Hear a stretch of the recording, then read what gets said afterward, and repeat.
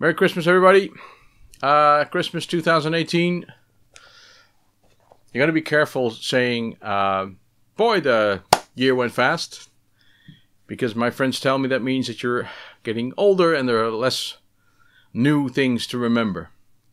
And you sort of measure time by the moments that are memorable. And if there are less moments because you've more experience, then you're old, and time seems to go fast. Not just because you're having fun. Anyway, welcome. I've been busy. It's been a weird month. It's been a busy month. Usually I use my Fridays to make videos, but I've used my Fridays now to bring my dad to the hospital. Nothing life-threatening, although it might have been, but he's fine now. He just took a lot of trips to a hospital far away, and for some reason, he only had appointments really early in the morning. So it's been me driving up and down a lot.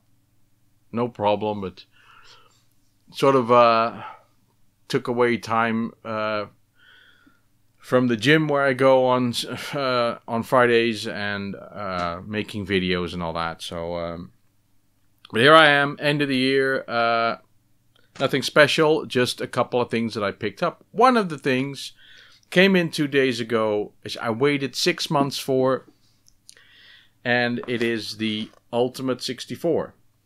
Showing you the box because it is still sealed, and I'm making a special video. I was planning for that today, but this is the second time that I'm recording this because the first time I'd forgotten to turn the mic on and I had no sound at all. So I might do this after Christmas. Anyway, it's here. I'm very happy that it's here. It took 6 months to get here.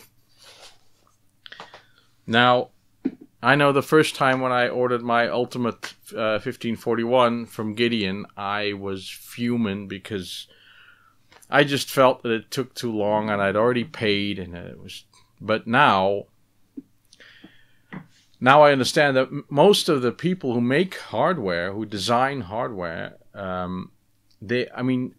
coming up with an idea and coming up with the design and actually building one, like building a prototype, that's just phase one of a whole series of challenges that you have to go through if you want to go all the way. If you want to mass produce something, you'll have to think about packaging, you have to think about taking orders, you have to think about taking payments, communicating with everyone.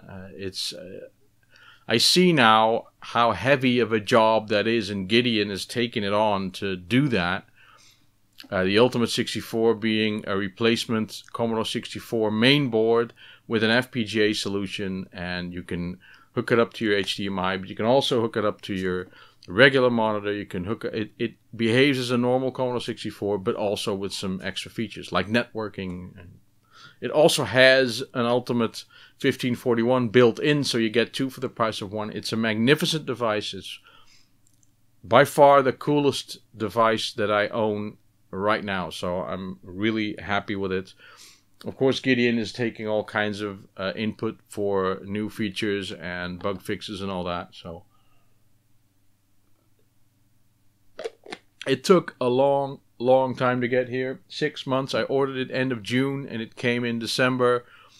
It was sort of there was a production planning. There were production problems. There were delivery problems. All kinds of stuff happened. And then finally I got an email from Gideon saying, okay, you're up for delivery early November, but that came and went. And then he said, well, at just the last few weeks, he said, I'm doing 60 a day because I have all the boxes and I have all the stuff that I need to send it. And if you're lucky, you'll get it. And I got mine. I'm really happy. So I'll do a special video about that. So, yeah, it's a cool thing to own. The other cool thing, when I, my last lease car that I I mean, I'm in IT, and when I was growing up, it was really the standard to have like a leased car from the, your employer would like give you a car to drive and pay all for the gas and for the maintenance and everything. The last nice car that I got, because you got to pick a car from a catalog and you got to pick it up from the dealers as if it was your new car. That was really nice. And I had a Volvo V50, a light green one with light interior, and had a nice navigation system, and everything was cool about it. Nice 2.4 liter 5-cylinder, 140 horsepower engine, which was very nice. And I thought at that time, this is the coolest car and the nicest car that I'll own for a long time, which was actually true, because up until now, I've always had bangers, old cars that I drive to the end, and I do away with them, and I get the next one.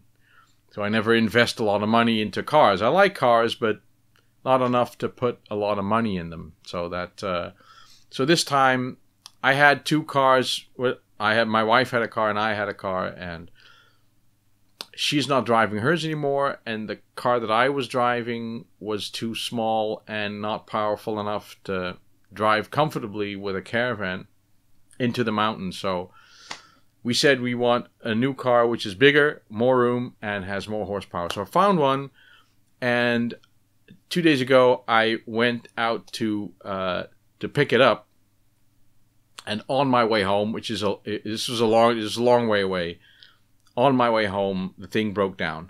So I had no power at all, no electrical power at all. So the battery was dead. So I called the auto club, who helped me, and they sort of jumped my car. They boosted the battery, which was expected to bring me home, but it didn't. I could drive like a kilometer, and then it did the same thing again. No power. Everything just, my gauges went off, my lights went off, everything went off. I didn't even have enough power to flash like the what do you call those? Alarm lights? Hazard lights? Anyway, so the guy from the auto club who just helped me he drove by, so I flagged him down to help me again. So he did. And we did that 3 times. Every time he boosted me, I could go a kilometer and it'd break down again. So I was fuming. I was livid. This was not... It was supposed to be very different, right? A new car is supposed to be like a party. You have to be happy with it, and it shouldn't break down on the way home. And the maiden voyage is like the Titanic. So I called the seller and I said, I'm not happy. We had a really good... It was a nice guy. We had a really good transaction. I don't know if sometimes you have a bad transaction. I've had that as well, but you sort of come out unhappy. But we were both fine. But it was a good sale.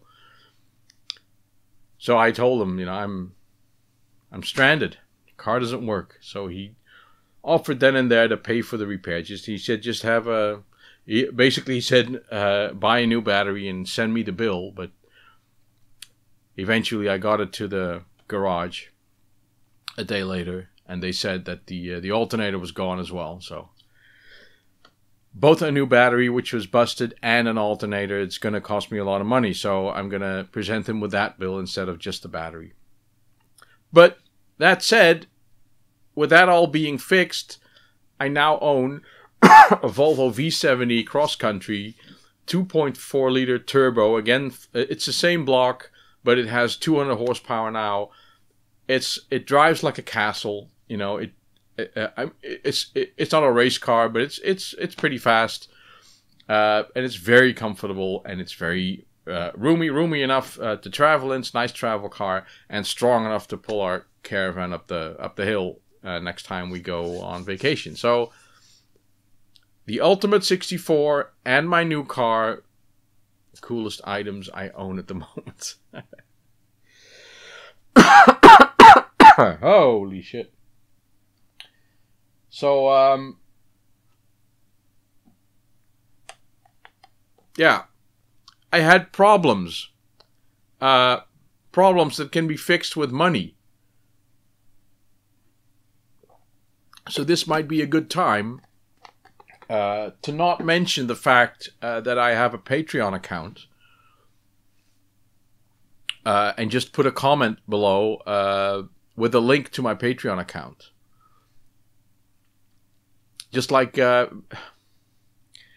have someone who comments on my videos. His name is Art Bell. He goes by the name of Art Bell. And he notifies me of these things that happen on YouTube. So one of these things was Metal Jesus. Metal Jesus again. Yay! Was his name Jason? I forgot. I forget every time. Anyway, he made a video, and I really felt sorry for him because basically his gaming, his man cave room game thing is in the basement, which is below ground. And it's an old building, and they didn't seal it properly back in the 60s when it was built, or maybe it's even older, I don't know. And the anchors that they used to hold the concrete blocks together, they corroded, and now they're letting through water. So he had water damage in his game rooms. Like the carpet was wet, and he panicked because my what did he call it? My gaming station, or just a bit of MDF plugged together. It had a little water damage, and it was terrible. So to fix this, they said that he had a couple of options. One was to dig out around the basement and seal it from the outside, which I think would be the better option. But it was $40,000. $40,000. I think those are, he meant United States dollars. I didn't know they were worth so little. $40,000 to dig a hole sounds like a bit ludicrous to me, but that was obviously not the way that he wanted to go. The other way was to break open the the drywalling that he had and install a drainage system that would collect all the water that came into the house, and then it would drain it out, which sounded weird to me because you'd have to, you'd let the water in and just to get it out. I don't think that, but that option was only $10,000.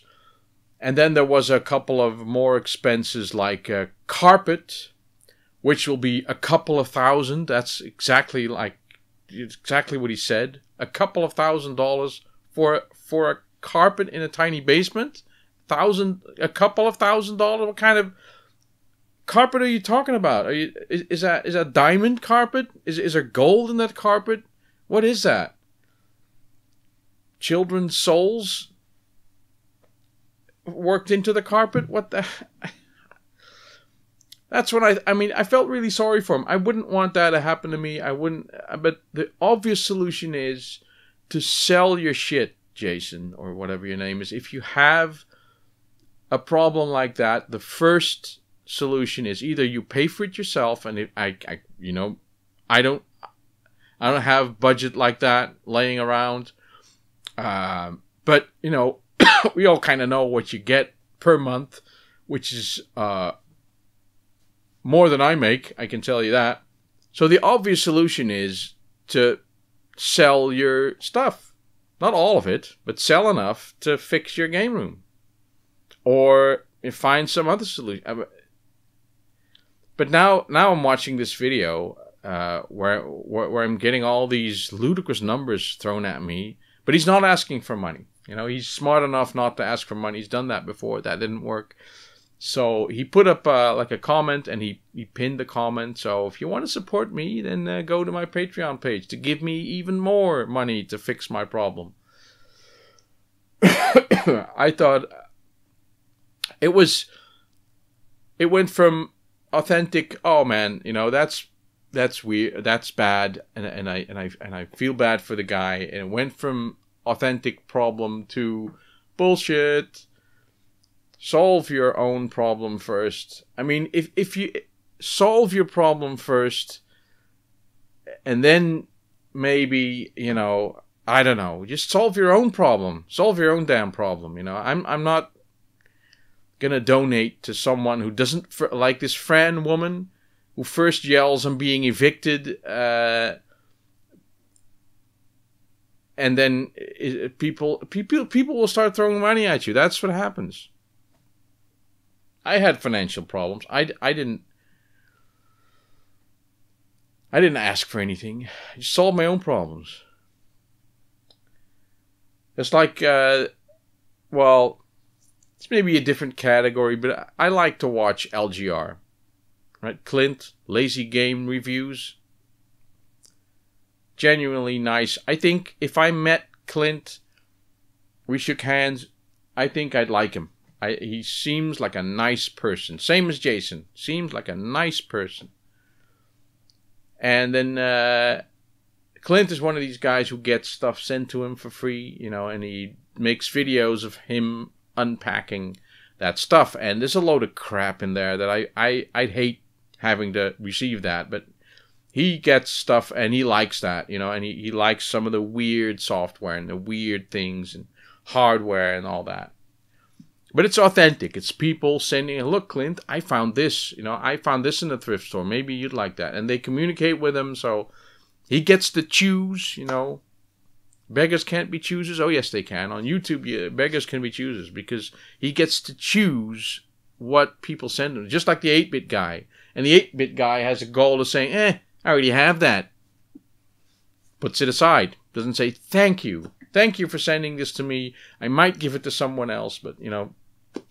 Now, Clint is that guy. He says, well, you know, this is nice, but I already have this, and I can give it to someone, or it'll... Thank you. At least be thankful. Now, Clint does his video. Yesterday, I see he's got another stuff you sent me video. So I start watching this. First thing right off. This video is sponsored by some company. It's LastPass. I use LastPass. It's a great tool. And I think, oh, it's sponsored by. But, you know, it was a second. Like, okay, well, let's get into the video. So he shows the packages, and it's got all little Christmas ornaments on it. Oh, it's fun. Oh, but first, let me tell you how great LastPass is. And from that moment on, it's a sales pitch. I'm listening to a sales pitch. None of what he says may be 100% true. I'm certainly not going to hear all the truth about LastPass because I'm sure it has faults because I use it and it has faults. And for the longest time, you couldn't use the password stuff on your iPhone because it only works in browsers. And on the phone, it's a crap tool. It doesn't work. But you're not going to hear that. So I'm not going to hear an honest review. I'm just listening to a sales pitch. And then he starts unpacking his stuff. And in between the stuff that he gets, there are actual genuine people sending him authentically meant, I'm sending you this stuff. Little note. Thank you. But there are also people who just want their name mentioned. You know, they'll send him a bunch of candy or please mention my name so I can get subs. So there's already, you know, am I watching this? And then there's now companies that mail Clint with the question, can we send you this? Yeah, sure. He said, sure you can. They're just buying product placement. This one company, at the end of the video, I'd already read the comments, so I kind of knew it was coming. This company sent him a computer, a $3,000 computer. just a product. Clint, will you show our product? Will you mention our name? And we'll pay you with this thing. So they're just buying product placement and thinking, really?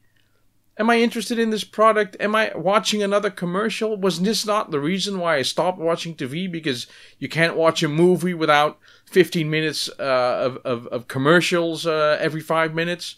It's bullshit. I don't want to see it. There's no reason for me now. I left a message, and I left a message saying, like, this is not what I wanted to see, and also, I liked these videos when they were authentic, real people giving real gifts, and you showing them. That was the charm of the show. And now it's product placement. You can buy a spot on Clint's channel. I hate it. I loathe it. I don't want to see it. So there's no reason for me to watch the Clint Eastwood show anymore. It's over. Not interested anymore. I didn't like that. I think I made that clear. Anyway.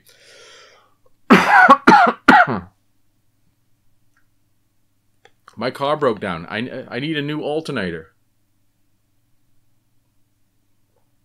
The mechanic said that the alternator alone would be like 350 euros. 300, 350. And then depending on how much work he had to do to take it out. And a new battery. I know a new battery is just easily 100. So I think I'm looking at a bill of 500 euros.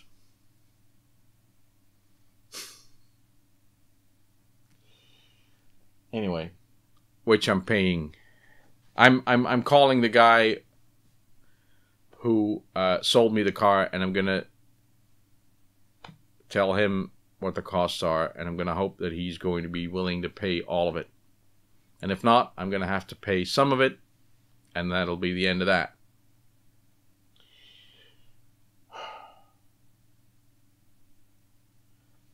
Anyway. The Ultimate. I'm going to make a nice video on that. I picked up some other stuff. For some odd reason, I saw this in the thrift store. Splinter Cell. It's I didn't have this. And every time I see these games, this is stealth stuff. And I love stealth stuff. I love it so much that I bought this again, which was a very nice, it's a 150 whatever, and I'm not selling that, and I'm going to tell you how much I like sniper stuff because in stealth stuff. I've been playing this again, not the normal campaigns because I've just done that again, but I played the DLC, the Deathstorm. That's 3 maps, and I spend 4 or 5 hours on each map, and I love it. It's great. There is one more piece of DLC. It's Killing Hitler or something, which I might buy. But I have to say that I am sort of done with. There's 2 things I didn't like about the DLC. The second map is sloppy. Right? It's a lot of texture errors and models that don't fit, and it was really bad. The third map was extremely good. It's very detailed. It's good. They've obviously fixed the problems that they had with the second map. The problem that I had with the last... I mean, I like the game as it is, but the last scene is so tough that I didn't quit, but I took the short way out. Normally, I just stay until everyone is dead. I may try it again, but this game has a tendency to...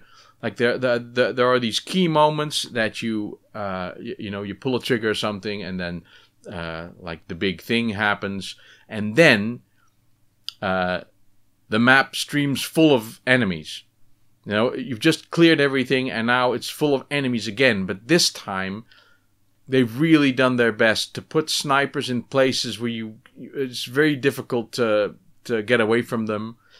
It's all one-hit kills. All of the enemies are super sensitive. If you alert one of them, they all go to red. They all seem to know exactly where you are, because if you hide somewhere, they all come to your location. It was impossible. Normally, when a sergeant, an officer, they are armed with a handgun. You know, you can always they're not difficult to kill. I usually kill them by hand, and I don't shoot them. This time, I had 2 snipers pinning me down behind a building. I was hit hidden behind a cast iron flower pot, and this captain came up and he shot me with his handgun, one shot through the flower pot, and I was dead. So and I died like 10 times within 5 minutes. So I thought, fuck this, man. So I just ran the hell out of there. Doesn't take away from the fact that it's still a great game. And as I sit here, I'm still tempted to do that map again, which is a lot of work. It's 5 hours worth of work. Also, I bought this Xenoblade Chronicles for the new 3DS, which is the reason why I traded with Chris. This game is exactly like Xenoblade Chronicles on the Wii, which I played to a certain extent. They've improved the text. You know, you can actually read the text now. It's still the same weird game and with the weird battle system, but this is like advanced RPGing, which I'm not a fan of, which I'm not good at, but this is it. So I've got it on my 3DS, which I bought a case for. I bought a case. There were 2 cases in the store, a red one and a pink one. And I have to admit right here that I wasn't brave enough to pick up the pink one. I was imagining myself going to the UK, being at the airport and whipping out my pink case, and although I'm not afraid to admit that I like the color pink, I was not brave enough to pick up the pink one, so I picked up the red one. Speaking of going to the UK, Cojones de Loro, our bold friend, has taken it upon himself to arrange for the UK YouTubers and those who feel they belong to that group to go to the arcade club in Bury in Manchester. This is, I think, a golden opportunity to meet people, to have a great time. There's food and drink. Friday night, it's February 1 and 2, and I think the Friday night is even exclusively for YouTubers. So if there was ever a time if you wanted to be there and do that, this is it. All you have to do is contact Daz, I think, to make sure that you're on the list, so that arcade club, because they have like 150 people limit or something. There's a hotel nearby. Most of the YouTubers are going there, and this is the thing that I really wanted to go to. But with the car and everything now, it's just off the map for me. I looked at the flight fares. It's like $150 just to get there, and then I have to pay for the hotel and the food and the drink and everything, and probably want to buy something. It's just too much. It's just not in the budget, and basically it just came at the wrong time. So I'm not going. I was contemplating going, and I want to go, but I'm not. So I hope everyone, and I just know everyone will have a great time. I know Raz is going. Raz was going through the Netherlands, and I was planning on hitching a ride on his plane, and then going over to the UK. But it's not going to happen for me this time. I'm hoping that the event will be a repeating one, maybe not every year, but it'll definitely taste like more after it happens. A couple of names I already heard were going to be there. People that I haven't seen in a long time, or people that I've never seen in real life that I wanted to meet. So if you're in the UK or outside of it, if you're in the UK, this is I definitely go if I had the opportunity. So that's what I would do. Oh, and there's a couple of things left for me to mention. One is the winter sale by Cytronic and Thalamus Software and RGCD, I think. They are selling 3 games in one package for €10. It's Moonspire, Hunter's Moon, and Organism, which is great. Also, they're all digital downloads. You just go to the Cytronic website and you'll find it there. Also, the new firmware version for the C64 Mini comes now with Galencia. Jay Aldred, I hope this is a great deal for you because you deserve it. It's a great game, which is now included standard with the new firmware of the C64 Mini, along with a lot of upgrades for default joystick settings over multiple games. So that's really good news. Last thing that I want to mention is, let's just say last thing I mention is Merry Christmas to everyone. Let's think of the people who, for whatever reason, are unable to be with their loved ones this time. A Merry Christmas to everyone and a Happy New Year, and I'll see you next time. Bye-bye.